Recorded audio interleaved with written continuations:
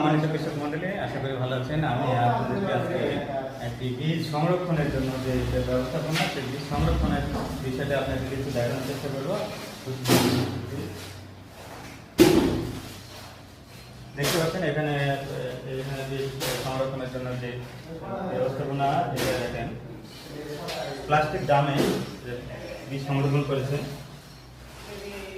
বহু plastic drum এখানে আছে। প্লাস্টিক ড্রাম ছাড়াও আপনারা টিনের ড্রাম অথবা আপনার পলিথিনে আপনারা বীজ সংরক্ষণ করতে পারবেন।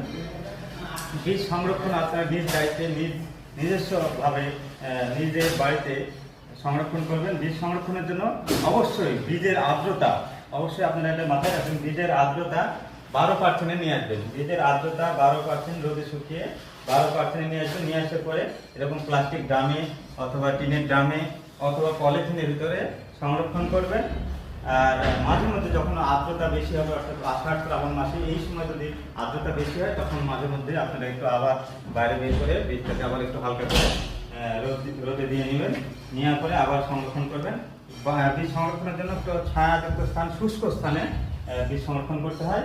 আরেকটা বিষয় হচ্ছে, বীজে অনেক সময় পোকা বা অন্যান্য আক্রমণ দেখা দিতে পারে। এক্ষেত্রে আপনারা বীজের ভিতরে নিমের পাতা দিয়ে আপনারা বীজটাকে সংরক্ষণ করবেন। তো সুপ্রিয় কৃষক মন্ডলীরা, আপনারা সবাই নিজ বাড়িতে বীজ সংরক্ষণ করবেন, সমস্যা নাই।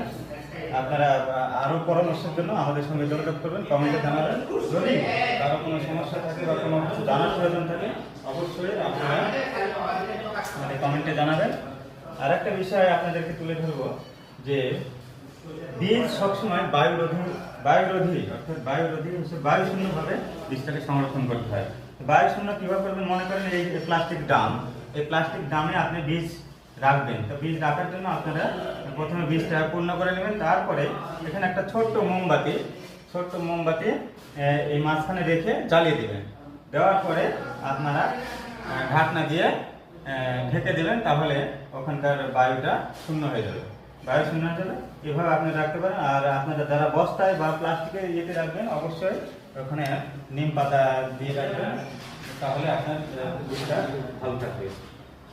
সমাজের কৃষক মন্ডলী, এখন আজকের ভিডিওতে ভালো থাকবেন। বাই।